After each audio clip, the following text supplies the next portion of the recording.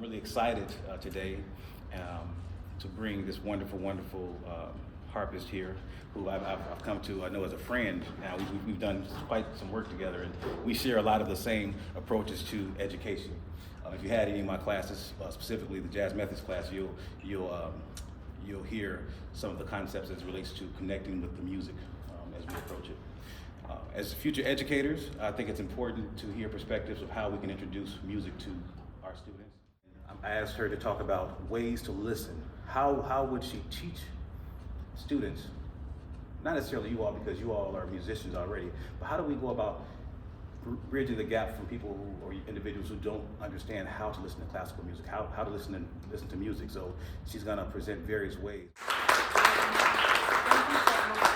I'm going to try to go through all these activities that I try to do with my own students. I know each of you are a musician, an artist, and you have your own way of practicing. I have found that with myself, to learn my pieces, I try to use a multisensory approach. I try to use an approach that will engage my visual, if not my visual, my movement, and if not my movement, singing, and even drawing to the pieces that I'm listening to or am learning. And I try to use this multisensory approach because I find, and I'm sure you have found too, that everybody learns differently. And if I can just center on what they learn, how they learn the best, I'll cover that, and then the other modes of learning will be supported. I've been giving this, what I'm going to present to you today are just some ideas. I hope that you like them, but if they don't resonate with you, maybe you'll have some other ideas, and maybe we'll have time for a bit of a discussion during the talk. If I just present something from the 1700s, I have a piece called Toccata. And a lot of my students, or I'll go into high school, and they've never seen the harp before, they don't know how it works. And I just present this music, and I just play it for them, and I ask them what are their thoughts. And then, after asking them what are their thoughts, I have them give a situation in their own life that maybe I can take, and I'll tell a story with the toccata, with what has happened today in your life today. I'm just going to play this piece, and then let's just bring out a situation and I'll tell a story. So this is from the 1750s, and it was written originally for keyboard.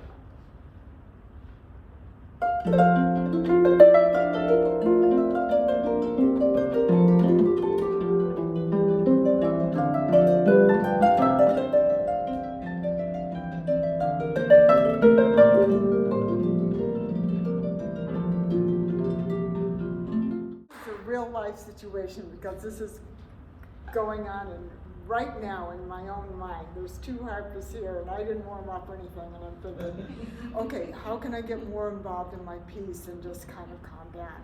So we're actually going to do a real life situation. Give me a situation that happened to you this morning. Just tell me some details. Just tell me. Yeah, I was already running late, and I thought I had everything in my car with me, and my apartment was 2 blocks away from where my car was, so I had to actually walk back and go back, and it was like an extra about 10 minutes that I didn't account for. Okay, did you have to go in your house to get some stuff too? Yeah, had to go back and get the lunchbox and I think like one other thing. So. Okay, and you realized it when you were at the car? Yeah, it wasn't until I was at the car. Yeah. And you're late for school? Yeah. Okay. Oh my God, I lost my lunchbox. I'm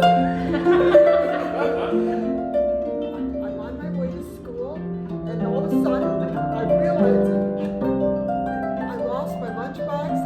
Did I leave it in the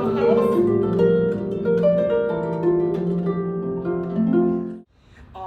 The next activity that we have is going to use your pencils and pens.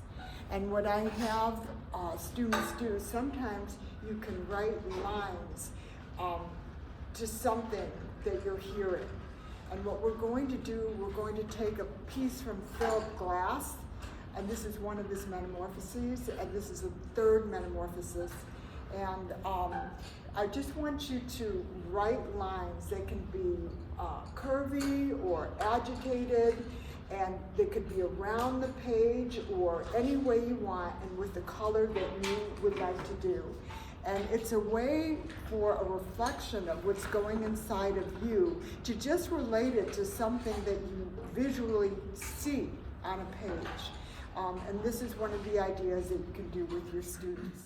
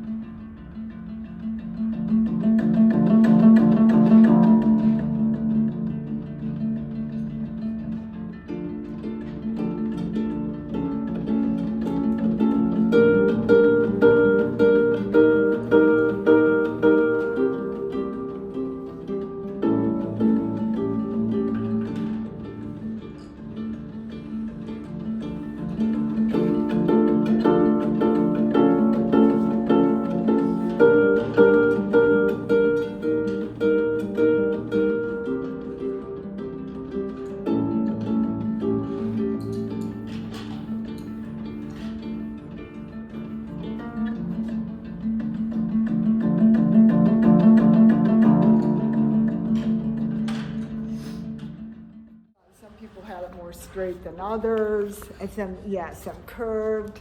So it's very interesting. You know, everyone perceives music differently, and with kids, you get all kinds of things. And thank you very much for this.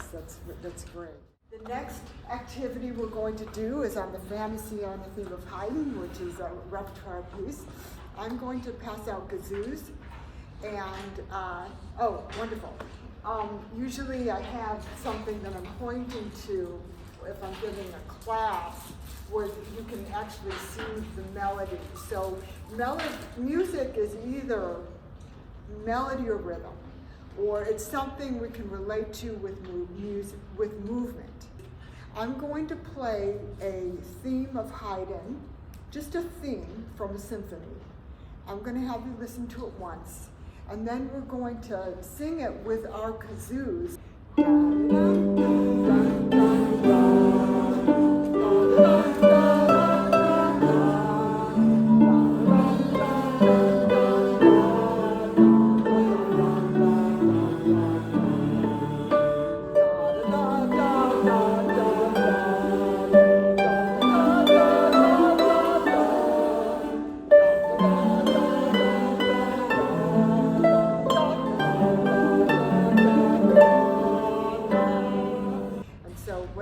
With a lot of my own students as I have them sing the pieces, but I also do a lot of dancing in my teaching studio, which brings me to the next piece. This piece is called Cordeau. It's a course of water. It's only a minute, 60 seconds, but I find when I first play it, people don't really understand it. So what I do is I divide people into groups.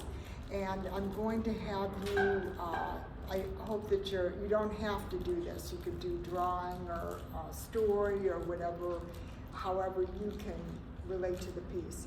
But I divide you into groups, you talk amongst yourself, and I play it a couple more times. And you'll come up with some movement pattern that will describe the piece. The first time you hear it, you're inactively listening to it, just like we inactively listen to music on the radio or when we go shopping. But by the time you listen to the piece 10 times, then you're more involved and you're more actively into the piece. Before we do that, do you have any questions or observations or things that you'd like to share how you work with your students? And do you have private students? You do? Or what? I do want to point out something. I can't help it, but you were speaking of the melody, getting that deep down inside, and then you went to the variations, to the melody connected with the variations.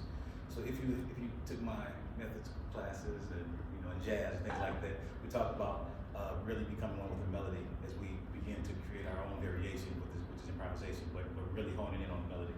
So we talk about that, right? We want to make that connection for those who are sitting. Oh, The interesting. melody. All right. Well, one other thing I do with my students is sometimes we just improvise. So they can make any melodies they want. In the harp, we could do a pentatonic scale or just do 1, 4, and 5 chords and have your students just be creative. And they can be creative any way. They can knock on the, do something on the harp, knock on the board. They could sing in like la la la la. They can if they're not 3 years old. I don't want them banging on my harp, but they could do something where it's not necessarily the melody, but it might be related to the rhythm, or just something creative to get them out of their zone and to start thinking that they can be creative. This is a creative space for them. Let me play Cordo, and I am going to divide you into groups. I'm sorry, the harp is going out of tune real fast, and I apologize for that. The weather is so nice. It's nice and it's cold and it's. But I know we don't have that much time. Okay. So this is 64 seconds. Let's see how much you can relate to this piece.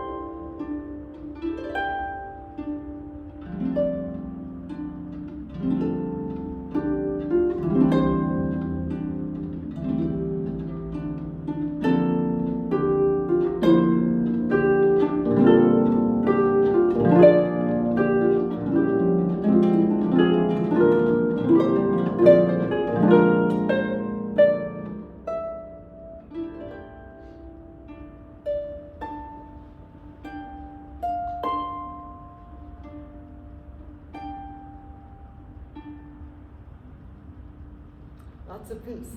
Okay, I'm going to just divide you into groups. Do you mind being in this group? This is one group with my mom, and this is another group.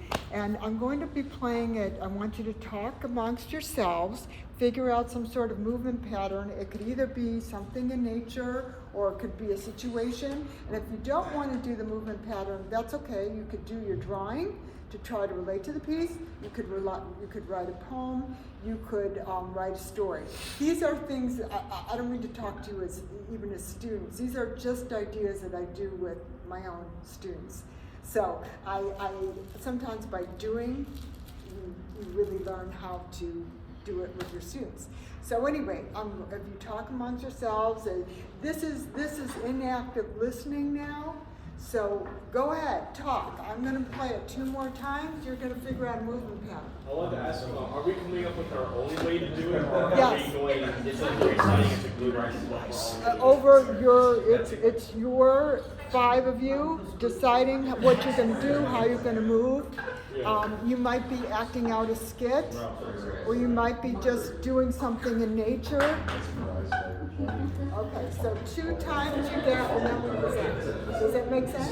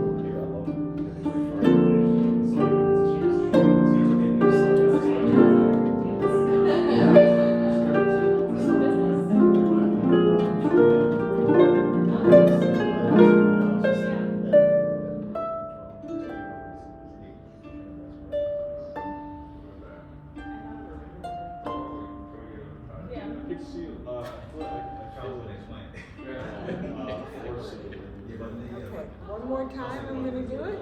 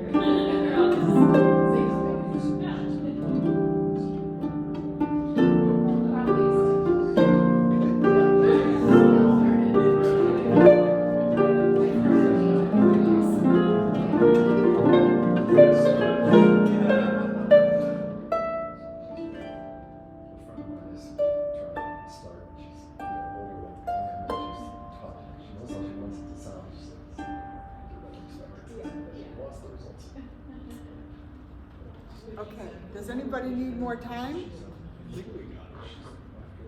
You're good? Are you guys good? Okay. Okay, so if you want to present, you may. If you present, other people get ideas. If you don't, I just want to know the story. So do you guys feel like presenting? Okay, so if you could come up here in front of and just tell me what it is. We have two types. Both of us are thinking like the same thing, but just in different locations, different settings. Okay. Yeah, we were thinking like very nature, very serene. Very serene? Yeah, so specifically with the coming in and coming out of the tides. So the starting is the tide is out, and then as the piece builds and grows, that's the tide coming in, and the waves becoming a little more, not violent, but like rushing, and then so then it reaches that peak intensity, and then the tide goes back out. Okay, so my thought of that is very similar. It's just more so you're in a meadow and you're like one with nature at the beginning. The constant thing is the wind. The tempo as it speeds up, that's more intense wind that's coming around you. So I'm the weeds, like.